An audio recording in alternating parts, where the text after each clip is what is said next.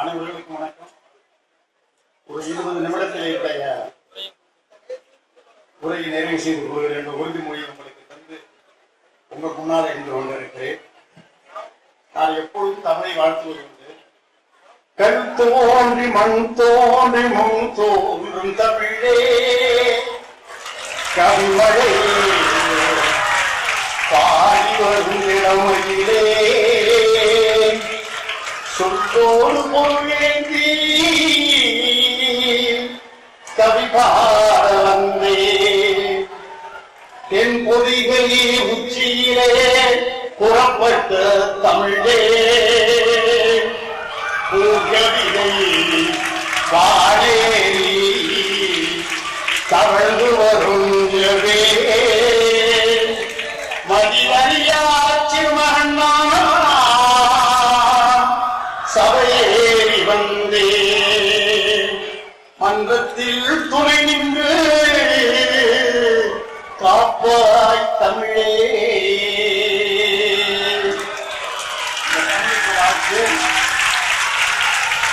நம்ம ஆர்வத்தோடு எதிர்பார்த்து கொண்டிருக்கிற தமிழ் புலவர்கள் தலைமை பெற்றவர்கள் ஐயா வாரை கிருஷ்ணகுமார் அவர்கள். அதற்கு பிறகு எங்கள் ஊரை சார்ந்த கிராமத்தை சார்ந்த பகுதியை சார்ந்த ராமலிங்கனார் அவர்கள். இந்த 2 பேரும் பேச்ச உங்களை மாதிரி நானும் கேட்கறதா உட்கார்ந்து இருக்கிறேன்.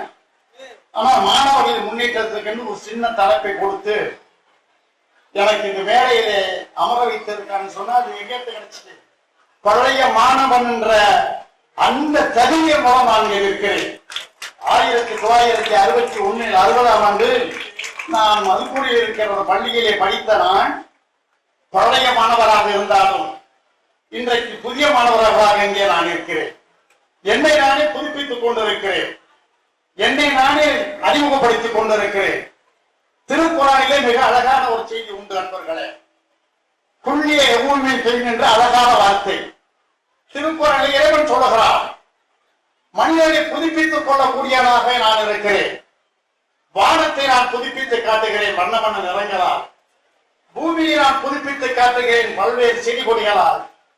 செடி கொடிகளை நான் புதுப்பித்து காட்டுகிறேன் பூக்களால், மலர்களால், கனிகளால்.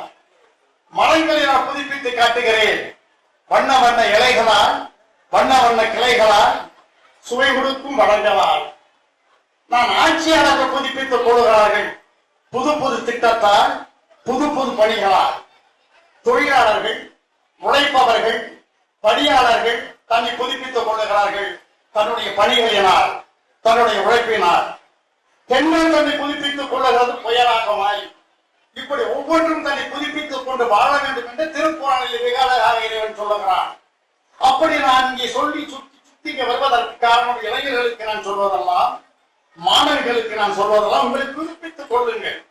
சிந்தனையால் உங்களை புதுப்பித்துக் கொள்ளுங்கள். அறிவாற்றலால் உங்களை புதுப்பித்துக் கொள்ளுங்கள்.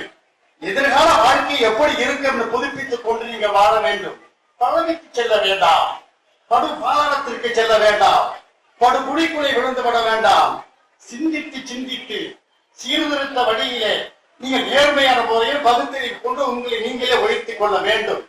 அப்படிப்பட்ட மாணவ மாணவிகளாக வாழ வேண்டும். கல்விக்கூடத்திலே இன்றைக்கு ஒரு சர்வே புள்ளிவரம் சொல்லுகிறது. 30 கோடி மாணவர்கள் கல்லூரியிலே பள்ளிகளிலே படிக்கிறார்கள். ஆனால் அதுல 28% டிஸ்கண்டினியூ பண்ணிடுறாங்க. நல்லா தெரிஞ்சுங்க, உங்களுக்கு சொல்றேன். 30 கோடி மாணவர்கள் மாணவிகள் பள்ளியிலே படிக்கிறார்கள் புள்ளி விவரம். ஆனால் 28% மாணவ மாணவிகள் இடையிலேயே படைப்பை அந்த படிப்பை நிறுத்தக்கூடிய துரஸ்தம் ஏற்படுகிறது சொல்லும் பொழுது அதை இன்றைக்கு ஆட்சியாளர்கள் கவலைப்படுகிறார்கள். ஆகவே நான் படிக்கிற மாணவ மாணவிகள் சொல்ல இடையில டிஸ்கண்டினியூ பண்ணிடாதீங்க. நீங்க படித்துக் கொண்டே இருக்க வேண்டும். படைப்பினை நிறைவு செய்ய வேண்டும். ஒரு காலகட்டம் வந்து விட்டது. நீங்க குறைந்தது 10வது படிக்கணும்னு சொன்னா நீங்க டிரைவிங் லைசன்ஸ் எடுக்க முடியாது. நீங்க 10வது படிக்கணும்னு சொன்னா நீங்க பாஸ்போர்ட் எடுக்க முடியாது. நீங்க 10வது படிக்கவில்லை என்று சொன்னால் எந்த வித பலன்களையும் அரசிடம் பெற முடியாது. ஒரு காலத்தில் 6வது படித்தால் போதும், 5வது படித்தால் போதும், 3வது படித்தால் போதும் எண்ணிக்கொண்டிருந்த காலங்கள் வேறு. இன்றைக்கு குறிப்பிட்ட 10வது நீங்க படித்து தேர வேண்டிய நிலை இன்றைக்கு உருவாகி இருக்கிறதுதான் உண்மை. மனிதன் எப்படியாவது வாழ வேண்டும் நினைக்க கூடாது, எப்படி வாழ வேண்டும் என்பதை நினைக்க வேண்டும். அதுதான் வாழ்க்கை. அந்த வாழ்க்கை எப்படி வாழலாம், அந்த வாழ்க்கை நமக்கு கசப்பி கொடுத்து விடும். ஆகவே வாழ்க்கையில ஒன்றைக்கு எடுத்து நான் படித்தவர்களா எல்லோரும் இன்னைக்கு புதுசா நாங்க சொல்ல முடியாது. நாங்க எதை சொல்ல வந்தாலும் ஒண்ணு யூடியூப்ல வந்திருக்கோம், கூகுள்ல வந்திருக்கோம், இல்லாட்டி பேஸ்புக்ல வந்திருக்கோம், இல்லாட்டி இப்ப கவிஞரை கொஞ்சமா கேட்டு இருப்போம். எந்த கருத்தை உங்களுக்கு முன்வைத்தாலும் அந்த கருத்துக்கு உங்களை கேட்டு இருப்பதாக இருக்க வேண்டும், அல்லது அவர்களிடத்திலும் தெரிந்திருப்போம், அல்லது பல்வேறு புத்தகங்களை இருந்து படித்திருப்போம். அப்படிப்பட்ட வகையில தான் கருத்தை சொல்லுகிற பொழுது நாங்கள் தெரிந்தவற்றை உங்களுக்கு சொல்லுகிறோம். மாணவர்கள் விளையாட்ட சொன்னா நீ படிக்காமல் இருந்தால் அதை விட பிறக்காமல் இருந்திருக்கலாம் விளையாட்ட சொன்னா நீ படிக்கலையா நீ பிறக்கவே வேண்டிய படிப்பு இல்லை என்று சொன்னார். கூர்மனுடைய வாழ்நாள் ஆட்சி செய்த காலங்கள் உண்டு. ஆனால் இன்றைக்கு நூலினால் ஆட்சி செய்து கொண்டிருக்கிறோம். புத்தகங்கள் ஆண்டு கொண்டிருக்கிறது. புத்தகங்கள் மனிதனை வாழ்த்து கொண்டிருக்கிறது. சில புத்தகங்கள் அதை செய்யும், சில புத்தகங்கள் வாழ்க்கையை சொல்லும், சில புத்தகங்கள் எதிர்காலத்தை சொல்லும், சில புத்தகங்கள் சோகத்தை சொல்லும், சில புத்தகங்கள் துயரங்களை சொல்லும், சில புத்தகங்கள் ஆட்சியை சொல்லும், சில புத்தகங்கள் அதிகாரத்தை சொல்லும், சில புத்தகங்கள் சரித்திரத்தை சொல்லும், சில புத்தகங்கள் பிரபஞ்சத்தை சொல்லும், சில புத்தகங்கள் இறைவனின் வேதத்தை சொல்லும், சில புத்தகங்கள் வாழ்கிற நிலையை சொல்லும். அப்படிப்பட்ட புத்தகம் தான் இன்னைக்கு எல்லாரும் கொடுக்கணும். ஆகவே புத்தகத்தை படிக்க வேண்டும் என்று சொன்னால் நீங்க மாணவர்களாகவும் மாணவியாகவும் இருக்க வேண்டும். அப்படி நீங்க பள்ளிகளை படித்தால்தான் இப்படிப்பட்ட ஆர்வம் உங்களுக்கு வர வேண்டும். படிக்க படிக்க உங்களுக்கு அறிவாற்றல் வளர்ந்து கொண்டே இருக்க வேண்டும் என்பதை நீங்க அறிந்து கொள்ள வேண்டும். ஒரு தடவை காரைக்குடிக்கு கண்ணதாசன் வருகிறார். கண்ணதாசன் வருகிற பொழுது கம்பன் விழா. அந்த கம்பன் விழாவிலே கலந்து கொள்ள வேண்டும் என்று மேடையில ஏறுவதற்காக படியில ஏறுகிற பொழுது மாணவர்கள் சுற்றிக் கொள்கிறார்கள். கல்லூரி மாணவர்கள், படித்துக் கொண்டிருக்கிற மாணவர்கள் மாணவிகள் எல்லாம் கவனமாக கேளுங்கள். கண்ணதாசனை சித்திக் கொண்டு கண்ணதாசன் அவர்களே நினைத்த நேரத்திலே பாட்டு எழுதுவீர்களே, கண் சுமட்டி கண் திறப்பது பாட்டு எழுதுவீர்களே, இப்பொழுது கம்பனை பற்றி ஏதாவது நீங்க சொல்ல முடியுமா, கம்பனை பற்றி எழுத முடியுமா என்று கேட்கிறார். கண்ணதாசன் சொன்னார், மன்னிக்கவும், நான் கம்பன் விழாவிலே பேச வந்திருக்கிறேன்.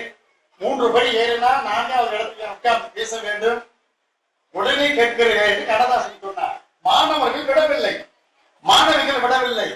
ஏதாவது நீங்கள் கம்பராமாயணத்தை பற்றி சொல்ல வேண்டும் என்று சொல்லுகிற பொழுது கண்ணதாசன் சொன்னார், காலமெனும் ஊழியிலும் காற்று மழை ஏழையிலும் சாகாது கம்பன் அவன் பாட்டு அதை தலைமுறைக்கு எழுதி வைத்த சீட்டோ கேட்க வந்தாரு. பத்தாது எங்களுக்கு இன்னும் சொல்ல வேண்டும். போதுப்பா, இந்த நேரம் பேசுது, இன்னொரு 4 வார்த்தை சொல்லுங்க. காலமெனும் ஆழியிலும் காற்று மழை ஊழியிலும் சாகாது கம்பனவன் பாட்டு என்று சொல்லி முடித்தார். சொன்னார், 10,000 கவிதைகளை வித்தாக அள்ளி வைத்தாலும் சத்தான கம்பனுக்கு வித்தாகவில்லை என்று பாடி என்று சொல்லக்கூடிய கவிதைகள், சுலோகங்கள் அடங்கிய, வேதங்கள் அடங்கிய சங்ககால நூல் அடங்கியதுதான் இந்த நாள். அந்த சங்க காலத்தில் இருந்து சொல்லப்படுகிற கருத்துக்கள் தான் படிப்பு என்பதை நீங்க உணர வேண்டும். இன்றைக்கு இலக்கிய கூடல் என்று போட்டிருந்தார்கள். நான் கூட கேட்டேன், இலக்கிய விழா என்று சொன்ன கூடல், ஆணும் பெண்ணும் கூடுவது உண்டு, முக்கடலும் கூடுதல் உண்டு, செம்மொழிகள் கூடுதல் உண்டு, இதிலே கூடுதல் என்று போட்டிருக்கிறார்கள் என்று சொன்னேன். நீங்கள் எதை விரும்புகிறீர்களோ அதை சொல்லிக் கொடுங்க என்று சொன்னார்கள். நான் சொன்னேன், ஒரு பக்கம் கம்பராமாயணம், ஒரு பக்கம் மகாபாரதம், ஒரு பக்கம் சிலப்பதிகாரம், 3 கூடுகிற இடமாக இருக்கட்டும். எப்படி என்று கேட்டார்கள். கம்பராமாயணம் எதை சொல்லுகிறேன் என்று சொன்னால் பெண்ணுடைய பெருமையை சொல்ல வந்தது. சிலப்பதிகாரம் எதை சொல்ல வந்தது சொன்னா பொன்னியுடைய பெருமையை சொல்ல வந்தது. மகாபாரதம் எதை சொல்ல வந்தது சொன்னா மண்ணினுடைய பெருமையை. ஆக 3 காப்பியங்கள் பெண்ணை பற்றியும் மண்ணை பற்றியும் பொன்னை பற்றியும் சொல்ல வந்த காப்பியங்கள் ஒன்று கூட இடம் கூடல் வேணா என்று சொன்னால் என்ன என்று கேட்டேன். ஆனா தலைப்புகள் எனக்கு கிடைக்கவில்லை. இங்கே நான் பேசுவதற்கு அஞ்சுகிறேன். கவி புரண்டோடும் அழகான கருத்து கடித்த கருப்பின் கண்தகர கூறி இடித்து நீர் கொள்ளினும் இன்சோய்த்த யாரும் வலுபடகை திறந்த கண்ணும் குடி வளர்ந்தார் கூறாதும் வாயில் சரிந்து சொல்வது போல அடுக்கடுக்காக பேசக்கூடியவர்கள், கரும்பாக பேசக்கூடியவர்கள், இனிமையாக பேசக்கூடியவர்கள், அது சித்திரவதை செய்தாலும் பாகார கரும்பு வெளியே வருவதை போல இனிமையான கருத்துக்களை சொல்லக்கூடியவர்கள் தான் இவர்கள். நான் என்னத்தை பேசுறது, பயமா இருக்கு. தப்பா போயிட்டா என்ன பண்றது? சரக்குங்க நான் விற்க முடியாது. ஏன்டா ஹோல்சேல் அவங்கலாம், நான் ரீட்டைல் கூட இல்ல, பொட்டி கடை. ஆகவே தப்பா போயிருந்த பயமும் எனக்கு இருந்தது. இருந்தாலும் நான் வாய்ப்பாக கருதுவேன், நமக்கு கிடைக்கிறதுக்கு ஒரு சந்தர்ப்பமாக கருதிதான் நான் இங்கே நின்று கொண்டிருக்கிறேன் என்று சொல்லி கடைசியாக நான் ஒன்றை மட்டும் சொல்லுவேன். மாணவ மாணவிகள், இந்த பள்ளிக்கூடம் வரலாறு நாராயண இருக்காங்க தலைவர்கள்லாம். ஊனோடு கூரை எழுத்தாரி புத்தகம், பேனோடு கேட்டு எழுதிவை, மானோடு கேட்டு எழுதி வாழ்ந்தாருக்கு 7 உழவு சார். அது மதுக்கூறு கிடைச்சிச்சு எல்லாருக்கும். அது மதுக்கூரிலே புரட்சியாளர் எம்ஜிஆர் முதல்வராக இருக்கிற காலகட்டம். அரசியலில் என்னை போன்றவர்கள் நேரே போற்று வந்திருந்த நேரம். அப்பொழுது அந்த பள்ளியை ஐசிய சட்டமன்ற உறுப்பினராக இருக்கும் பொழுது மதுக்கூறு கொடுத்துட்டாரு. மதுக்கூரியில கொடுக்கப்பட்டு பெண்கள் பள்ளி மதுக்கூரியிலே நகரத்திலே கொடுக்கப்பட்டது. அதை நடத்துங்க என்று சொல்லுகிற பொழுது எங்க ஊர் அவர்களுக்கு தைரியம் பட்டாது. இங்க வாங்காது, இது இருக்காது. ஏங்க எஸ்டிஏ சொல்றாரு, பெண்களுக்குமா பெண்களுக்கு கல்வியை கொடுக்கக்கூடிய ஒரு பெரிய வாய்ப்பே, பெரிய பாக்கியத்தை அவங்க ஊருக்கு தர்றேன், நீங்க வானாங்கிறீங்கள. ஏன்னா மறைக்காரங்க என்ன கேட்கிறாரு? ஆமாண்ண அதுக்கு ஆரம்பிக்கலாம். இல்ல வேண்டாம் பாட்டி சும்மா இருப்பா, அது நமக்கு வேண்டாம். நான் பேச்சு பார்க்கிறேன், அதுல ஆர்வம் இல்லை. இன்றைக்கு இருக்கிற ஆர்வம்.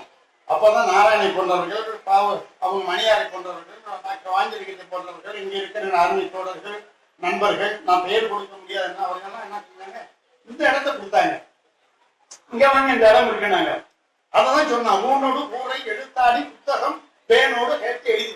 எவர் ஒருவர் கல்வி கடத்தை கொடுக்கிறார்களோ, எவர் ஒருவர் புத்தகத்தை கொடுக்கிறார்களோ, எவர் ஒருவரை எழுதுகோலை கொடுக்கிறார்களோ, எவர் ஒருவர் உணவை கொடுக்கிறார்களோ அவர்கள் 7 உலகத்திலே சிறப்பு என்று சங்ககால நூலிலே எழுதப்பட்டிருப்பதை போல அந்த பெருமை மதுக்கூர் வடக்கில் இருக்கிறவர்களுக்கு உண்டு. அந்த சிறப்பு மதுக்கூர் வடக்கில் இருப்பவர்களுக்கு உண்டு. இந்த பள்ளியை கட்டி காத்துக் கொண்டிருப்பவர்கள் மதுக்கூர் வடக்கில் இருப்பவர்கள், இந்த பள்ளியை பாதுகாத்துக் கொண்டிருப்பவர்கள். அப்படிப்பட்ட பள்ளி இங்க வந்தால் கூட இது எங்கள் ஊர். நான் சொல்லுவேன், நாட்டில் எண்ணிக்கொள்ளுங்கள், வெகு சீக்கிரத்தில் நகராட்சியாக வந்துவிடும். அப்பொழுது நான் மதுக்கூர் வடக்கும் மதுக்கூர் தெற்கும் ஒன்றாக இணைந்திருப்போம், ஒன்றாக உருவாடுவோம், ஒன்றாக இருப்போம். அந்த காலம் நிறைவு வரும். அப்பொழுது நாம் பிரித்து பார்க்க வேண்டிய அவசியம் இருக்காது என்று சொல்வேன். அப்படிப்பட்ட மதுக்கூர் வடக்கு தெற்குடைய ஒற்றுமைகள் நமக்கு பின்னாலே ஓங்க வேண்டும், நமக்கு பின்னாலே வளர வேண்டும் என்று சொல்லி இங்க இருக்கிற பேசுவதற்கு வாய்ப்பு கொடுத்த புலவர் பெருமக்களுக்கு ஒரு நன்றி சொல்வேன். சென்னையில் இருந்து வந்திருக்கிறார்கள் ஐயா பாரதி கிருஷ்ணகுமார் அவர்கள். அழகா பேசுவாங்க. நான் ஒவ்வொரு இடம் பார்க்கும்போது ஒரு இடத்துல அந்த யூடியூப்ல பார்க்கும்போது இவங்க நின்று பேசுறாங்க. எனக்கு பார்த்த உடனே எனக்கு வந்து ரொம்ப லைக் ஆயிடுச்சு. அந்த பேச்சுல ஆணித்தரமா பேசுறாங்க. ரொம்ப ராமாயணத்தை பத்தி, பொதுவாக அழுத்தம் திருத்தம் வரையும் இங்க பார்த்தவங்க இது எப்படி பிடிச்சிங்கன்னு கேட்டு, இது எங்க இருந்து கிடைச்சிச்சு? ராமலிங்க நம்ம ஊருக்காரர் மதுரைக்காரர் வந்துருவாரு. இவர் எப்படி கேட்ட ராமலிங்கம் எங்க சென்னை இருந்துருக்காங்க. எனக்கு சந்தேகம், பேர் போட்டிருக்கு. நான் வந்து நம்ம யாரு ஆர்கனைஸ் பண்ணாங்கன்னா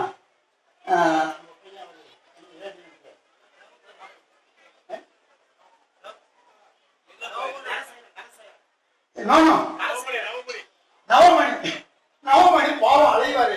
நவமணி இவங்க வருவாங்களே ஐயா, வாய்ப்பு இருக்காது அந்த பகுதிக்கு வந்துட்டு என்ன வந்துடுறாங்க மலைக்கா, வந்துடுறாங்க மலைக்கா. வந்து பார்த்தா போன் வருது, உட்காந்து சாப்பாடு வைக்கிறேன், வெயிட்டிங் ஃபார் யூ.